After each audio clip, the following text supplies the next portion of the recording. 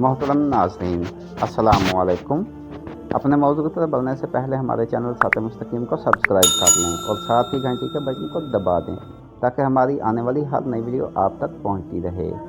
آج کا ہمارا موضوع صحیح بخاری جلد نمبر 1 حدیث نمبر 51 ہے۔ ہم سے قتیبہ بن سعید نے بیان کیا، کہا ہم سے اسماعیل بن جعفر نے بیان کیا، انہوں نے حمید سے، انہوں نے انس رضی اللہ عنہ سے، کہا مجھ کو